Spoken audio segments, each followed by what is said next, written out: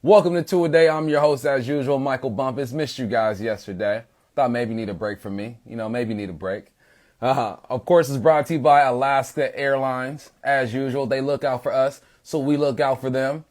Hope everyone's having a great day. It's nice outside. It's sunny. Hope your kids are going out there, getting ready for school, because I know I'm ready for my kids to go to school. All right? Getting on my nerves. All right, let's talk some football, though. Okay? Repping 12s in Texas. All right, Coach Mike. Got somebody in Texas repping the 12s. All right, so here are my observations. First one, I know you guys heard about P. Rich. P. Rich is back. When he was with the Hawks in a few years, he had 95 catches, 1,300 yards, and 8 touchdowns. All right, he balled out so much that the Washington football team gave him a contract worth $40 million. Just didn't finish the contract out. Didn't finish it. He had the injury bug in Washington. I believe he played a total of 17 games, something crazy like that. So he just couldn't find his way in Washington. That doesn't mean he's not going to find his way here. Now, initially when we started this camp, I thought this receiver room was full. You got Ursua, you got Freddie Swain, Aaron Fuller, Cody Thompson, DK, Lockett, Dorsett. You had your guys. But just like as expected, probably didn't expect it this much at this position. Guys get hurt. This is football. It's the nature of the beast. It's a violent, quick game. But they're getting hurt mainly because, in my opinion, just because they haven't had their OTAs, their mini camps, their bodies just aren't ready to put up or to go at 100% constantly. And you have to ease your way into it. That's why there's a ramp up period. Now, injuries are going to happen regardless. It just happens. That's football. I get it. Okay. But it's unfortunate to see the young guys who need this mini camp to get going. You know, guys like Ursula, guys like Freddie Swain, Cody. It's unfortunate. But on the positive, what I'm hearing is that David Moore has stepped in. Even Philip Dorsett, Philip Dorsett's banged up. He has a foot injury. But David Moore has stepped up. He stepped up and he's playing at a really high level right now. Such a high level that it's not a guarantee that Dorsett's a guy or that P. Rich is a guy. David Moore said, don't forget about me. Remember me last year? Averaged 17 yards per catch, making big plays, catching the 50-50 footballs. He said, don't forget about me. That's the beautiful thing about football is that every day there's a different situation. You never know who's going to perform, who's going to be banged up, who's going to be available. So every day you have to come to work ready to go. Now, unless you are a Tyler Lockett, who you know has his spot sewn up, DK has his spot sewn up, there are certain guys who show up to work every day and their main focus is, okay, how do I get my body ready for the season? Where there's some guys who show up and they're like, look, how do I make this football team? So with that third, fourth receiver spot being up in the air and guys getting banged up, it's not a surprise that they brought in P. Rich and they got him for the low. League minimum, not paying him that much. It's a win-win for these guys. My hope is that he can stay healthy and bring that speed back to this offense. This offense already has speed. You got Lockett who was stretched the field out. You have DK who was stretched the field out. Dorsett when he's healthy, but then you bring another fast guy in, ran a 4.4 coming out of Colorado, P. Rich. So I like the move. I think it was necessary. You can't just watch guys get hurt and do absolutely nothing. Even if it's just a little hamstring tweak like it is with Ursua or a foot injury like it is with Dorsett, you have to make sure you have a plan B. You got to make sure that there's some depth at your position. Guys who are healthy, that's why you bring in P. Rich. And he's been here before. He's been here. Now, he mentioned, he goes, look, the offense is a little different. Terminology is a bit different, but there are a lot of things that are still the same. End of the day, football is football. A post is a post, a goal is a goal, an out is an out. Now it's just how do I learn this technique, this language, this terminology. If this was a rookie, second-year guy, I'd be a bit more concerned. But at this point, I trust in P. Rich. We'll see how he does. Open competition. That's all you want. No one's guaranteed a spot. Nothing is guaranteed on this football team. Open competitions all day. Let me remind you, get your questions in now so I can flip back to them. All right, get them in now. All right, second observation. Trey Flowers. Now, he had a press conference today, and dude sounds confident. I mean, this sounds like a different Trey Flowers.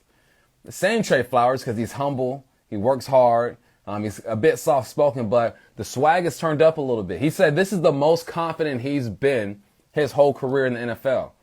Says he's super confident. And when you're a DB, you have to be confident. If you do not have confidence, you're done. DB, you're on an island. You're going to get beat. Your mistakes are amplified. It's just everything's blown up at the DB spot. So I think he went through his tough times last year. He also had a lot of success last year. He had 3 interceptions, tied with KJ for the lead and Quandre.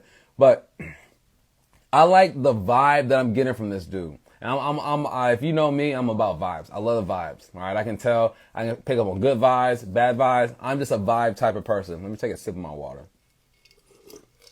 I'm just a vibe type of person. So listening to Trey Flowers talk and then watching what he's done on the field so far gives me confidence. Now you bring in Quentin Dunbar to win that spot, and it's probably going to be his spot. But right now, you got to think about Quentin Dunbar. He said he was out of shape. He's learning a new defense. Is he really comfortable? We don't know. We don't know. He looks comfortable, but they haven't hit anybody yet. That's the thing. They haven't gone completely full speed. Yes, there were mock games. They've had 3 mock games, and everyone will look solid. But there's nothing like going up against another man who doesn't care about you, doesn't care about your girl, your mom, your kids. They're just coming to get you. All right, just something different about it. And we can't ignore that. But I think the battle is closer than what people expect between Trey Flowers and Quentin Dunbar. If I was that coaching staff, I'm going in and I'm thinking I'm going to give Trey Flowers some reps too. 60-40, maybe Dunbar to Flowers. But I'm not giving up on this kid yet because he's getting better. He's long. He looks the part. He can go and attack the ball. He did have success last year. All right. So do not sleep on my guy, Trey Flowers. All right. I think it's Dunbar's job to lose, but we'll see. All right. Last observation before I get to your questions. Chris Carson's ready to go, baby. That's good news. You do have Carlos Hyde as a backup plan. You still have DJ Dallas, who seems to have beaten out Travis Homer up to this part. You still have Penny, who's going to be on the PUP list. But right now, Chris Carson looks like he's ready to go. He said it himself. He feels like he's 100%. Now, he's dealt with some things back home, passing in his family, but he's here now, and he's ready to go. And he says he's 100%. If he says he's 100%, you, for the second year in a row, have a great 1-2 combo. And someone fact checked me on this. They might be the only combo to have rushed for 1,000 yards last year. Now, they weren't on the same team. Obviously, Carlos Hyde and Chris Carson were on different teams last year. But you have 2,000-yard rushes in the backfield. Somebody fact check me. I don't think there's anyone else out there like that. I just don't think there's another combo out there. And you add DJ Dallas to the mix. You hear Chris Carson talk about DJ Dallas. It's all positive. It's all good things. He's loving DJ Dallas. But we have to focus on the man, Chris Carson, okay? The guy who led this team in rushing 2 years in a row. The guy who was the 5th rusher in the league last year. Throwing Carlos Hyde, I'm feeling this backfield right now. I am feeling this backfield. Okay, so now at this point, I'm going to go to you, the 12s. And the first question comes from Jen Bumpus. But my son probably asked this question, so I'm gonna hook my son up real quick. It goes, what do you think DK's season will be like? I think he'll have a good season. I think he'll be around 900 yards to 1,000 yards again. And I think Lockett will do the same. I think you're bringing in Greg Olsen, which is going to help get DK more space. You have to account for everybody in this pass game, including Chris Carson, who caught 37 footballs last year. I think DK is going to build on the season he had last year. You hear the coach talk about him. They're saying that he is a leader out there now. They're telling him to lead. They're telling him to be vocal. This is a second-year guy you're talking about. Typically, it takes a few years, but because he works his butt off, because he is on time, because he is trustworthy, because he is healthy, because he had the season he had last year, they're telling him, look, man, you're one of the leaders. You got to go get it. All right. You have to go get it. That one is to Michael Bumpus, my son. Thanks for watching, son. I love you. Okay. Let's see. Next one. From Mello. Did you have a superstitious pregame ritual meal? A meal? When I was in college, we got the same meal all the time. And the NFL, they mix it up a bit. I didn't have a meal, but I did eat at the same time. Because when you're in the league and in college, you have options of when you go eat. It's like, look, lunch is open or breakfast is open from this time to that time. You go down there, feed yourself, get yourself going. Me, I had a certain time that I had to eat before each game. I don't even remember what the time was. All right. That's how much I remember. But I do remember that I would go down at a certain time with one of my boys, Benny Ward, who played up at Wazoo, one of the boys' finest rap. When I was with the Seahawks, It was Courtney Taylor was a guy that I hung out with, and that we coordinated our schedules together. So I didn't have a meal per se that I went to, but there was definitely a time where I went downstairs on time. If you know me, man, hate tardiness. All right.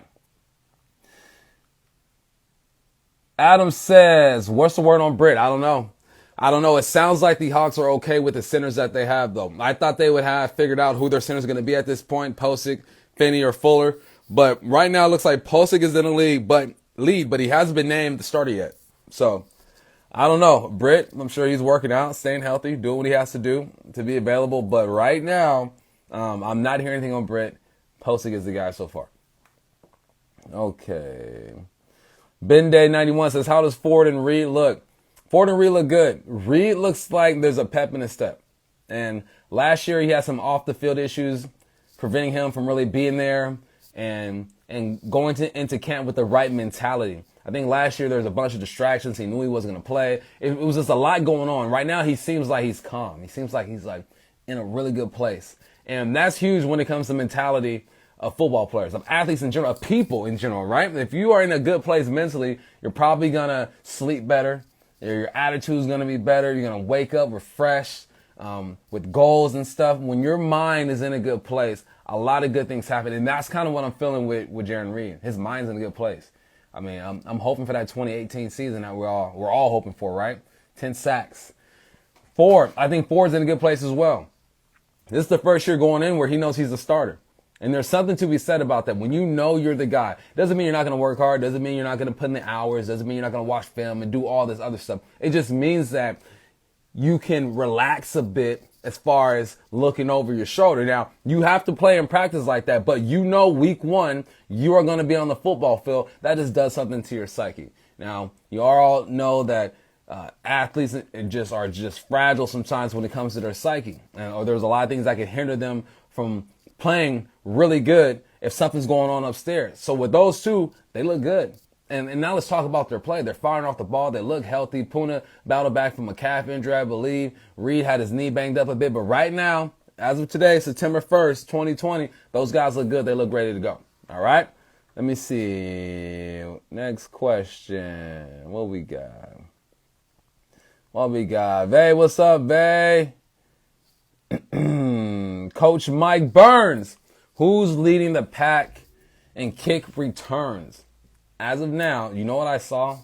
Goodness gracious, I saw something that scared me. I saw Tyler Lockett catching punts.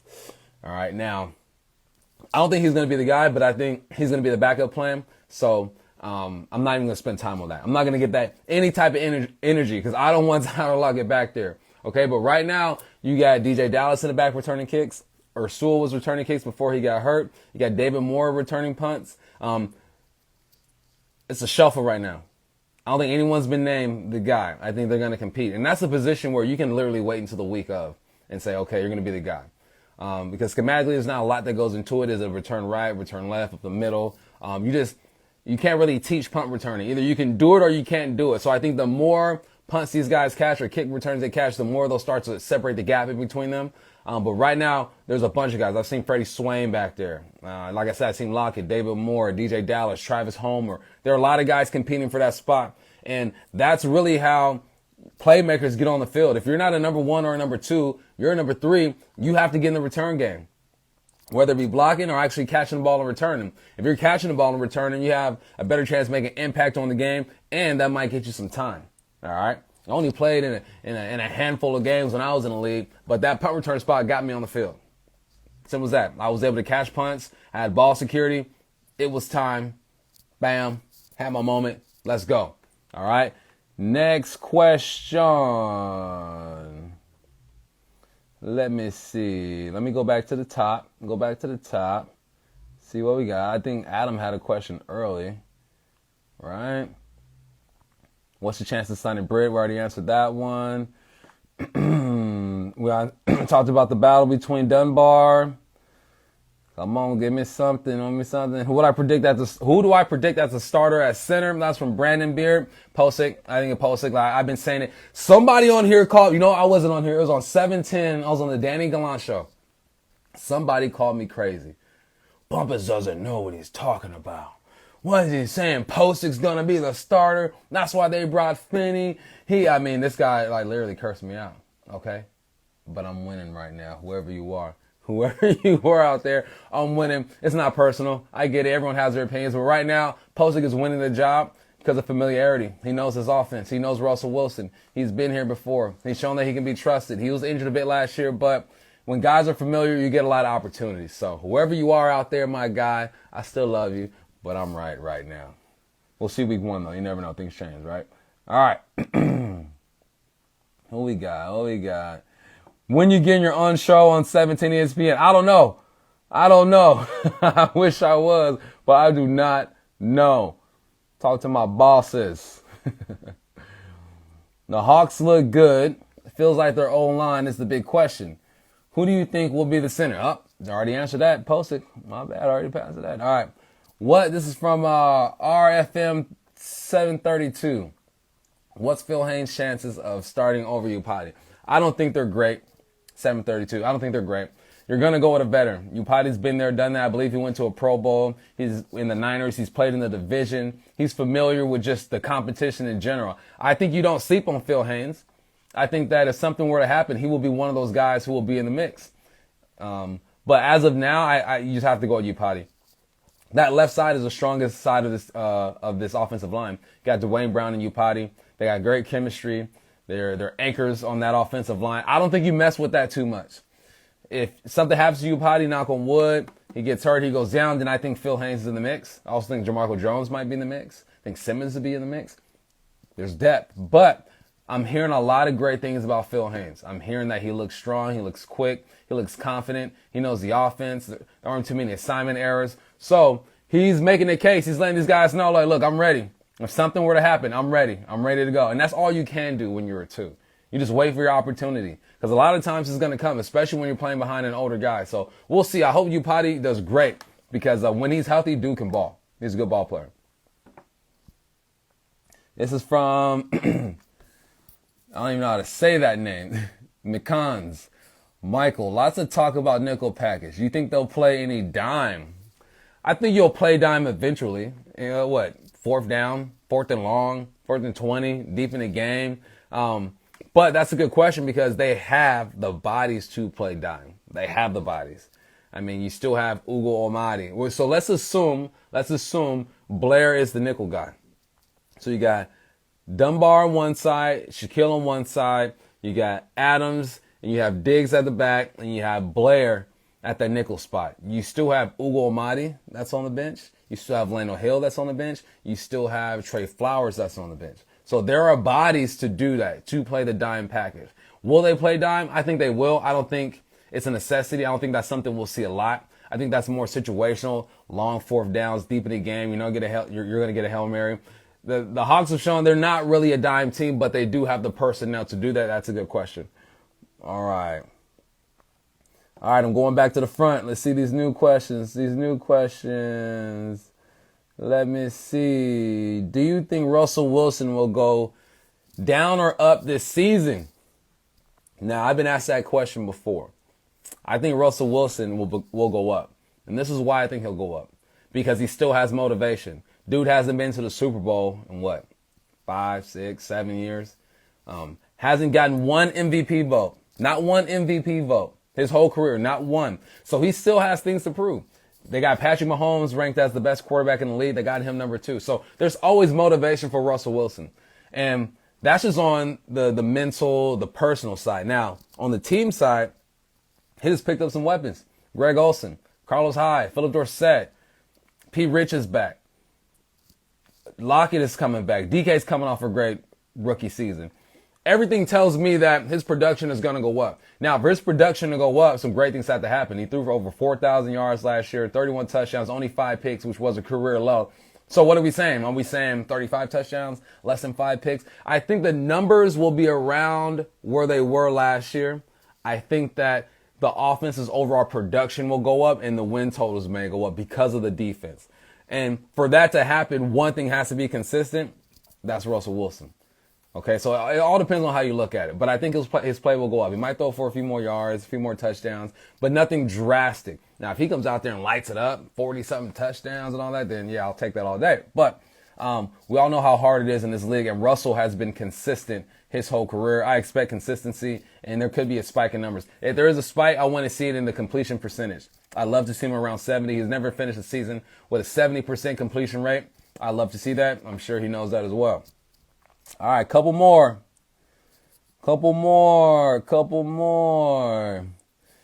It's from Vay. Should we be concerned with all the wide receiver injuries, especially since we've had injuries to Lockett and P. Rich before? Should we be concerned? You're always concerned when guys get hurt.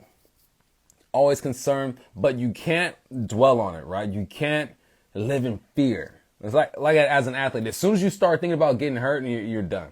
You're done. So you can't live in fear. Should you be concerned about it? And then here's the thing too, right? During camp, they could say, Coach, my pinky hurts. They're going to sit him out if they know they're going to play for him because this is the ramp up. They didn't have all this extra practice. They're taking these injuries seriously because they want to make sure these guys are available. So when you don't see a starter out there, he's taking a day off, I wouldn't panic. Now, you be concerned, obviously, but you have to remember that they're going to do their best to take care of these dudes because the season's right around the corner.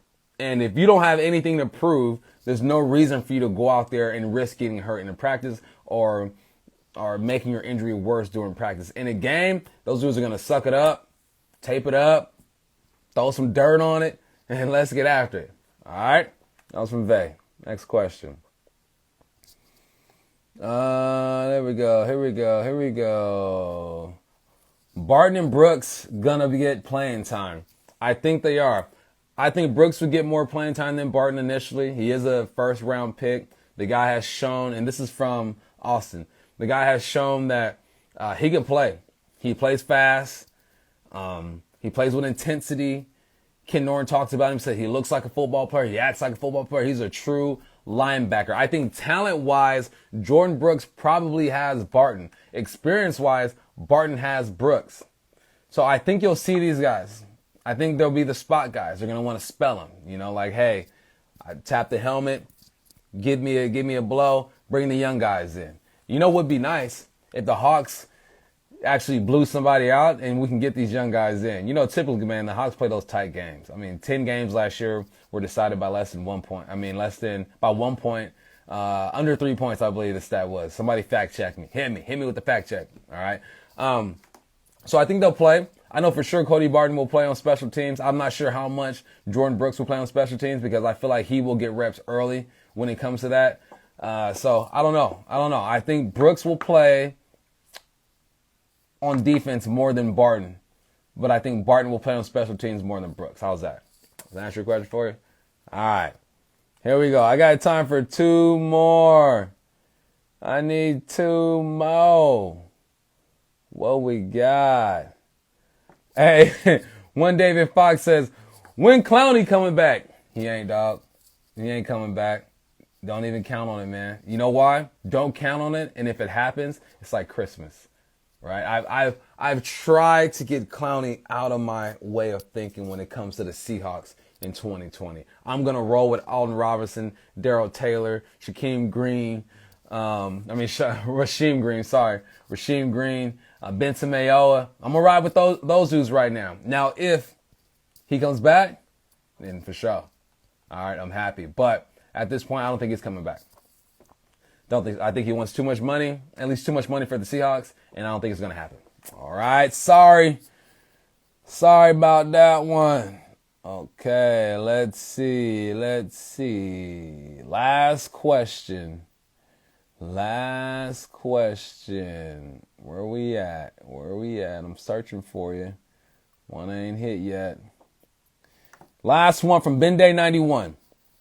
Do you think the rookie from LSU starts? Yes, Damian Lewis is going to start. He's done nothing but impress the coaches and the players during camp.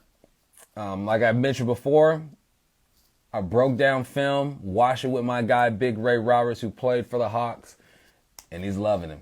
So I was loving him, and then I need the stamp of approval. I'm like, Big Ray, what you see, baby? He goes, man, this is a guy who is just going to do his job. He's quick off the ball. He has good hands. He's not super violent at the point of attack, but he controls guys. He's liking what he sees out this young man. It's his spot to lose. I think he's going to play. I think this dude is going to be a starter in the league for a long time. Mark my words. I think this is the beginning of a great run for an offensive lineman for the Seattle Seahawks. All right? Rolling the dice on this kid. Rolling the dice. Last question. Do you think Seahawks are going to win the conference? I think they have a chance. Ask me week 10. Let's see who's healthy. Let's see who's not healthy. Let's see what the rest of the division looks like. Let's see what the NFC looks like. Let's not forget, you still got Drew Brees in that NFC. Woo. You got Tom Brady. Woo. Man, NFC's going to be hot this year. Will they win the conference? We'll see. Ask me, it's week 10. I think they have the capabilities to win. But if you watch enough football, you know you got to get lucky. And half of getting lucky is just being healthy. All right? So that's all I got for y'all. I appreciate you. We're almost done. We're almost done. This is the last week. All right? Love the questions. Love everyone that shows up. As always, this is brought to you by Alaska Airlines. I'm your boy, Michael Bumpus. If you're not following me on social media, what are you doing? Michael Bumpus 5 on Instagram and IG. I'll be on Danny and Gallant tomorrow morning for the 8 o'clock hour. Holla at me. I'll see y'all.